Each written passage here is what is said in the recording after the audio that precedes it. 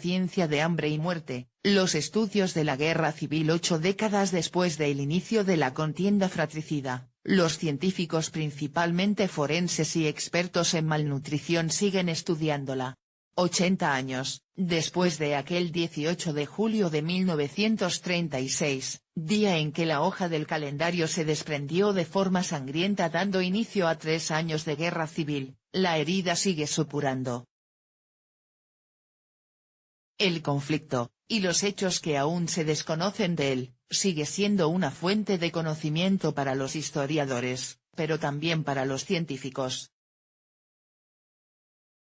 Solo este año, más de 300 estudios sobre la guerra civil han sido publicados en revistas internacionales, desde la participación de voluntarios letones en la contienda hasta el uso del electroshock en el manicomio de Leganés.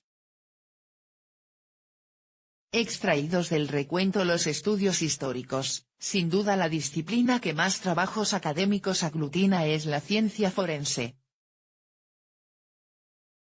Y a bastante distancia, estudios sobre los perniciosos efectos de la malnutrición durante y después de la guerra. Ciencia forense y genética. Las estimaciones más conservadoras sugieren que unas 500.000 personas murieron durante la guerra, y otras 135.000 lo hicieron durante los años posteriores al conflicto. Los restos humanos, en concreto los del bando republicano, se ubican en unas 2.000 fosas comunes repartidas a lo largo de la geografía nacional. Además, de estas, hay otras que aún no han sido identificadas, y ese es el principal trabajo de varios equipos de investigadores. En uno de los trabajos más recientes, publicado el mes pasado en Forensic Science International, y dirigido por investigadores de la Universidad de Oviedo, se empleó la técnica del georradar, relativamente moderna, para hallar en Asturias una fosa común ubicada en un área montañosa.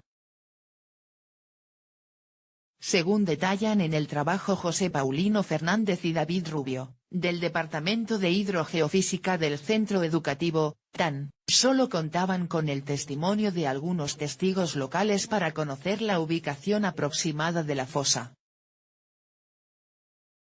No es un caso aislado.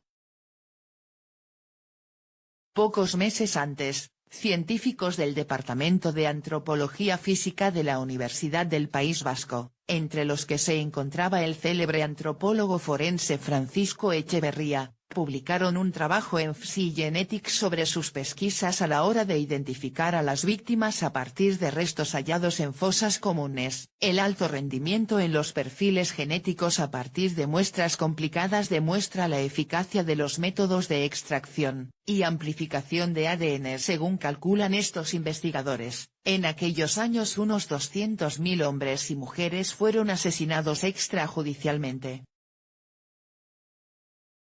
Por tanto no existe ni registro ni lápida para ellos, y aunque la genética ofrece buenas alternativas, una de las mayores dificultades para la identificación, está también en que el ADN se encuentra a veces muy degradado, en cantidades limitadas o, simplemente, que no se encuentran familiares con quienes compararlo.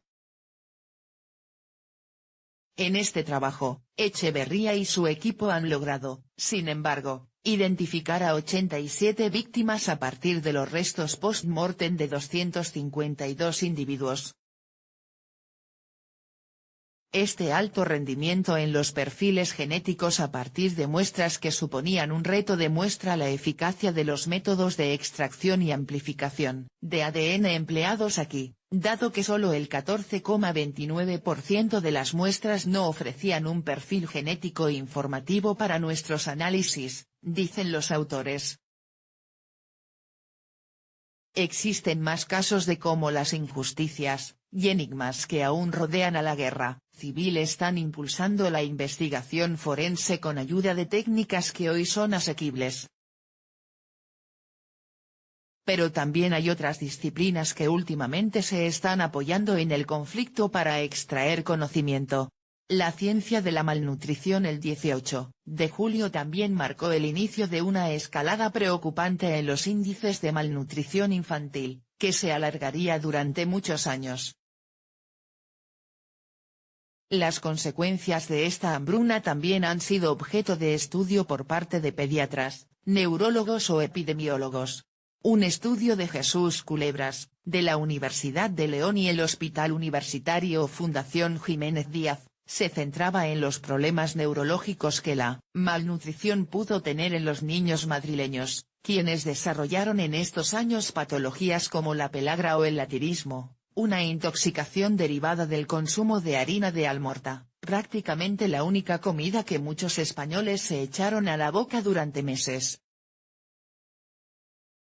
El latirismo provoca parálisis e inmovilidad en las articulaciones.